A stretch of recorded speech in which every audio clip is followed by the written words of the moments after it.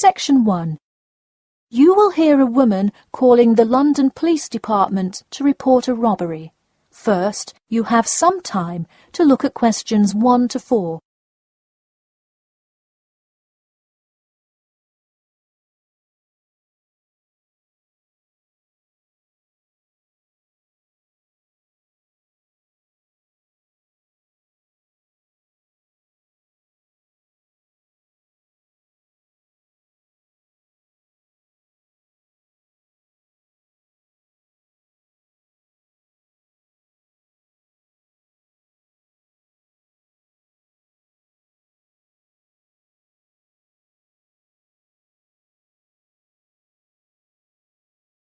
You will see that there is an example which has been done for you. On this occasion only, the conversation relating to this will be played first. Hello, London Police Department. Yes, I would like to report a robbery. The woman says that she would like to report a robbery, so robbery has been written in the space. Now we shall begin. You should answer the questions as you listen, because you will not hear the recording a second time. Listen carefully and answer questions 1 to 4. Hello, London Police Department. Yes, I would like to report a robbery. All right, just a minute while I pull up the form. OK, could you give me your first and last name? Anna Grieg. Anna Gregg. G-R-E-G? No, Grieg. G-R-I-E-G. Got it. All right, moving on. Gender, female. Date of birth? 15th of March, 1980. All right, thanks. Just a few more personal information questions, and then we can address your claim. All right. What's the address? 4 Ellendale Street. That's E-L-L-E-N-D-A-L-E. All right, Ellendale Street. Yeah, we've had a lot of break-ins in that area lately. And the postal code? W5 2AT. And are you a citizen of the UK? No. OK. What type of citizenship do you have? Well, I lived in the United States for most of my life, but I am actually of Grenadian nationality. OK. So is that the country that issued your passport? Yes. All right. Before you hear the rest of the conversation, you have some time to look at questions 5 to 10.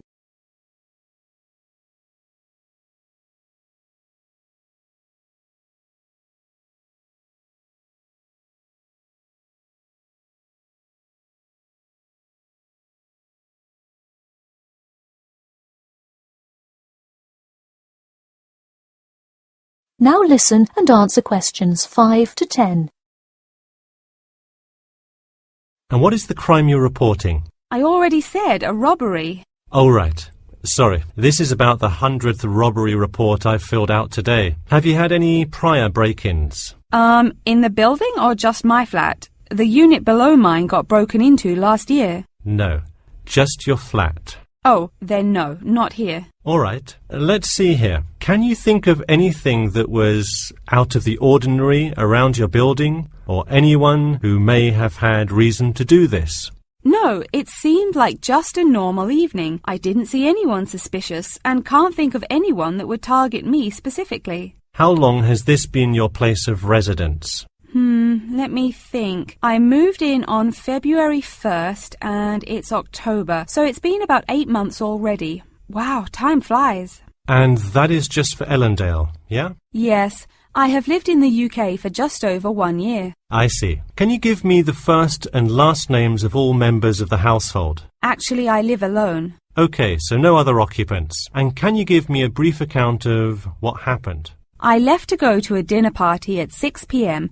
and when I returned at 11, I found the place ransacked and a lot of my things gone. Any sign of forced entry? Yes, the back door was wide open and it looked like someone used a crowbar to force it open. I see. And just to be clear, was the door locked when you left? Of course. Hey, you would be surprised how many reports we get where people have failed to lock their doors. Now, I need you to list any missing items valued above £200. So far, I'm missing my computer, my purse with my wallet in it, and the TV.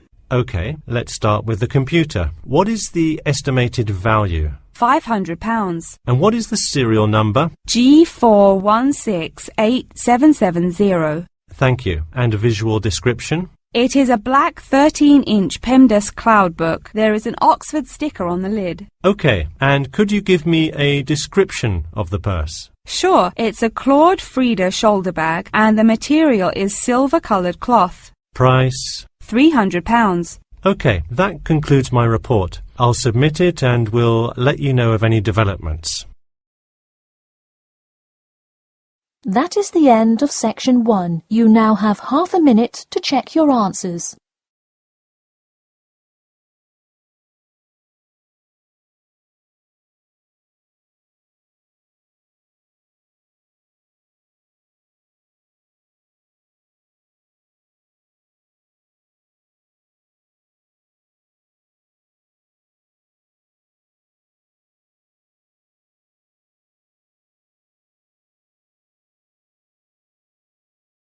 Section 2. You will hear two students called Mark and Gina asking their tutor for advice on the extracurricular project. First, you have some time to look at questions 11 to 14.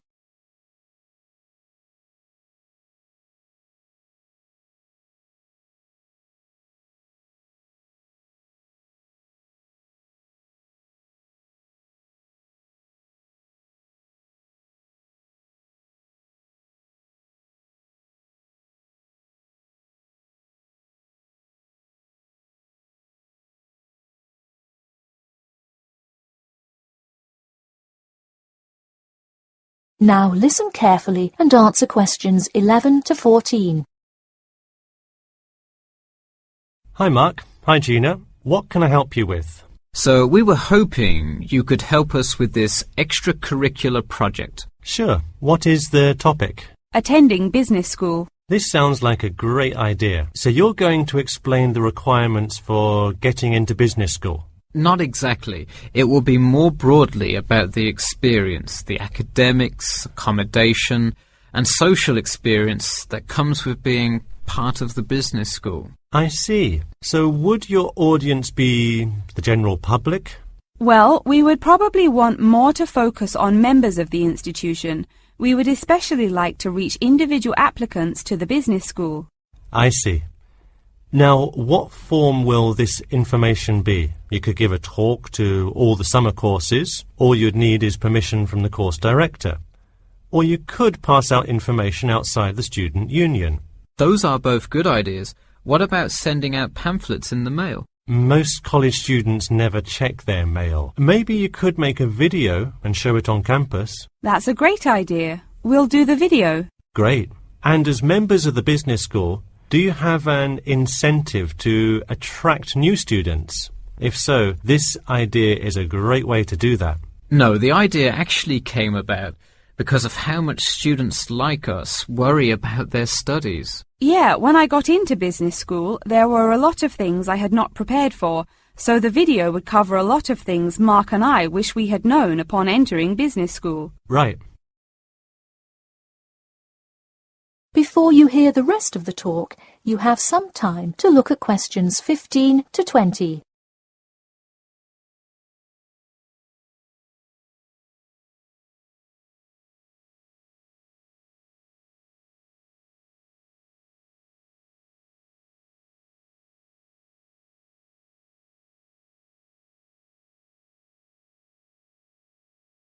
Now listen and answer questions 15 to 20.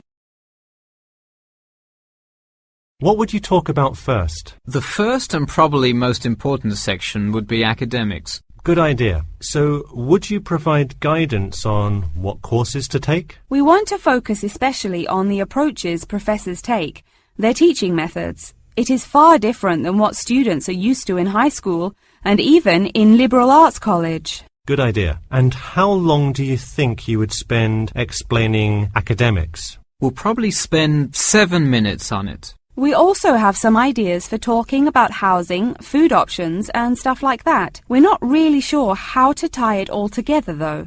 I think it would be suitable to title that section Accommodation. What do you think? That could work. We'll definitely describe the different dining options at the cafeteria, and then walk students through flats and the grueling process of finding one near the business school campus. Okay, so we would cover specifics on the cafeteria as well as flats. I think those are both helpful. We could spend about 6 minutes on accommodation and be sure to touch on those specifically. Great. Is there anything else you would talk about? We definitely want to go over the social aspect of attending school here. Of course. I think it's good to have a little fun once in a while when you're working so hard in school. I think we are going to introduce new students to the disco that so many upper-class men know and love. Maybe we'll include a few other places too, but that's the main one. We're also going to invite students to the international evening taking place in the first week of school as a great chance for our large international student population to meet a lot of other new students. It can definitely be hard to meet people as an international student. I think that is a great idea. You may want to spend slightly longer on this section than the other two. How about 8 minutes? That sounds reasonable. So overall, the introduction should take 3 minutes and then the conclusion should take 4, giving us a total of 28 minutes. I wouldn't rush your introduction. Maybe give it between 4 and 6 minutes. The conclusion, though, can be shorter since it's just a quick refresher of each of the topics. Give that not more than 2 minutes. Okay, so in total, the video should take about the same time, just more intro and less conclusion? Precisely. All right, we're going to get to work on our video. Thanks for your help. That is the end of section 2. You now have half a minute to check your answers.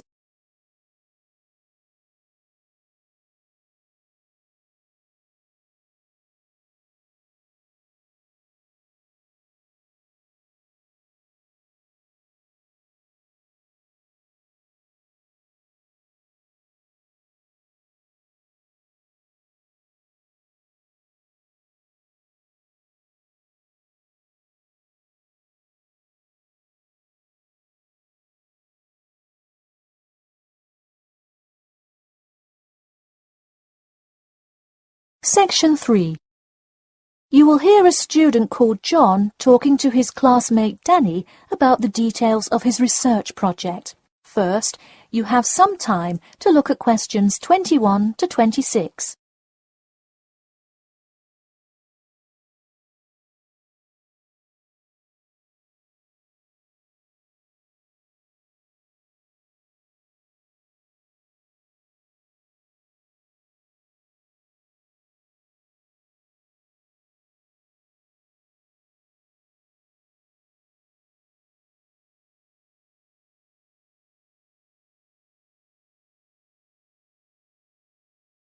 Now, listen carefully and answer questions 21 to 26.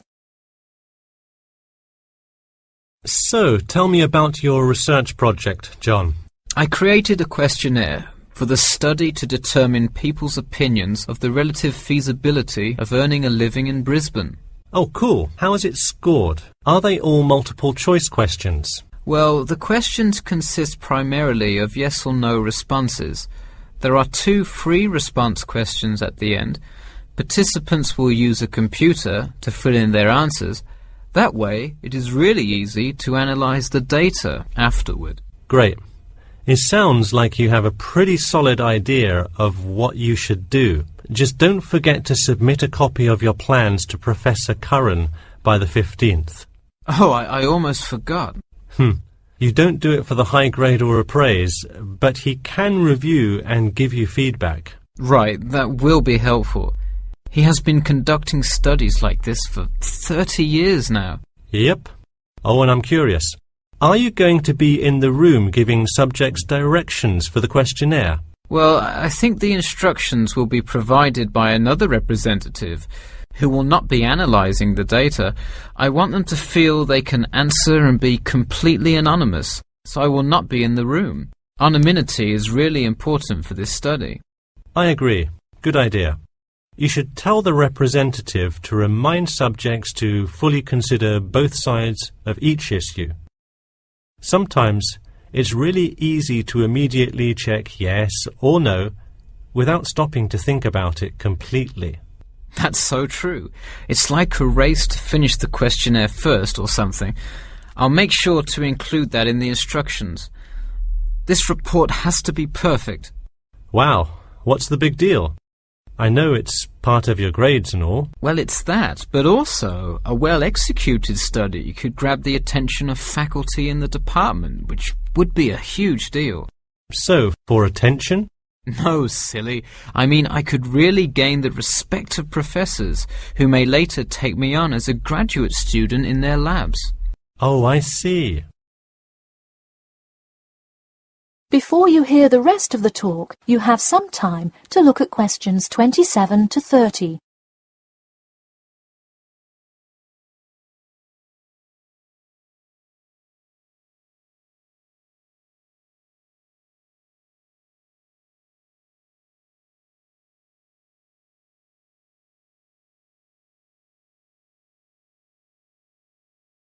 Now, listen carefully and answer questions 27 to 30.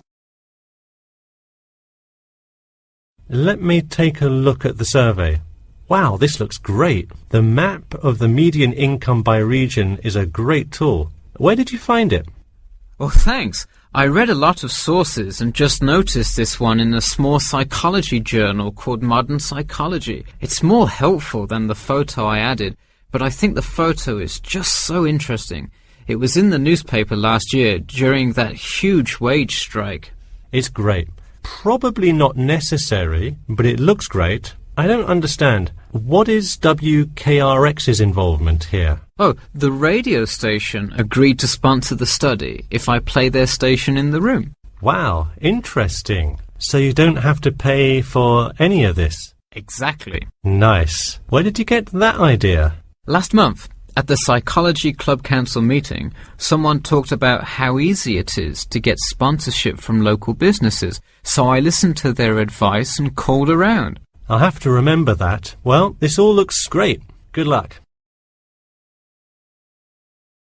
That is the end of section 3. You now have half a minute to check your answers.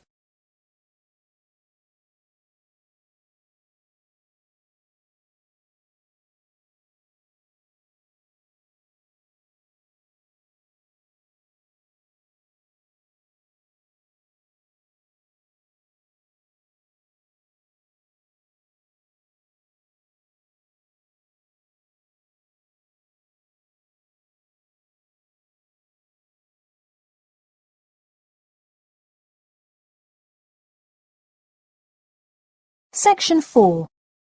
You will hear the beginning of a lecture about the Pleasanton Town Market. First, you have some time to look at questions 31 to 40.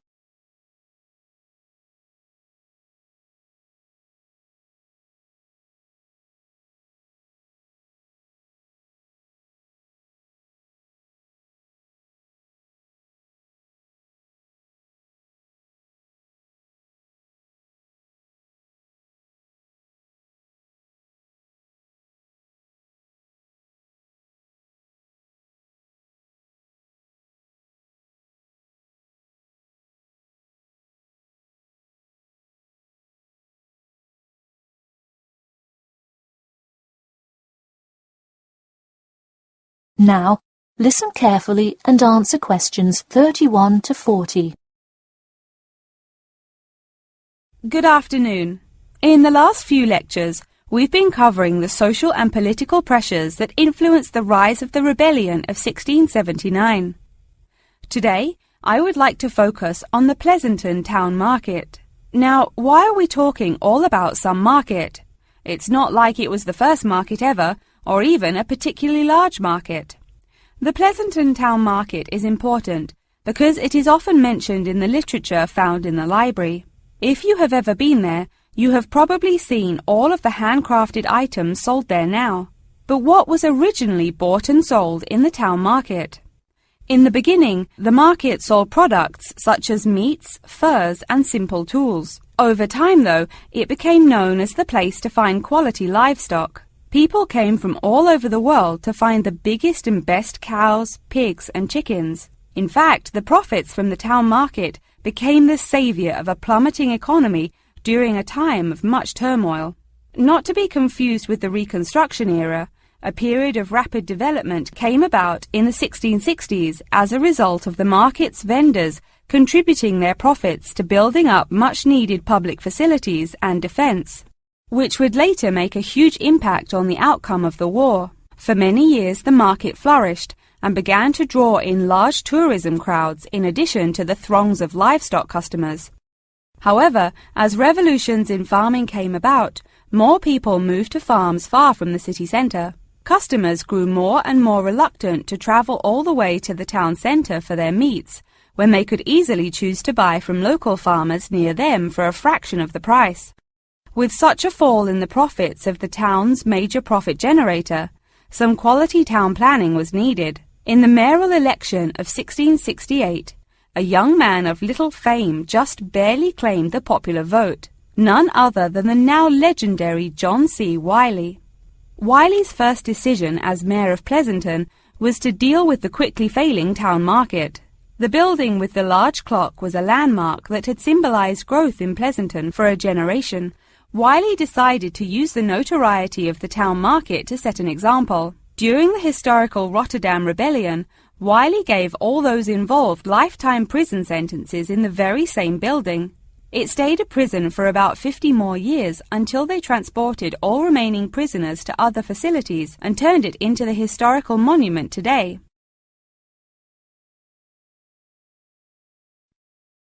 Now that you know the basics of the history of the Pleasanton Town Market, I will introduce your next group project. I want you to make a short film based on the real historical events that occurred in Pleasanton before and during the uprising. I will give you some class time to look through the library's reference section, but you will be responsible for conducting further research outside of class. I suggest starting by looking for information on the market itself. You'll find plenty of information. In fact, some students complain that there is actually too much information on it. On your own time, you could find family members of old war veterans to conduct interviews. Sometimes they provide wonderful insight that you wouldn't find in proper history books. But be careful, an interview that is riddled with bias is useless.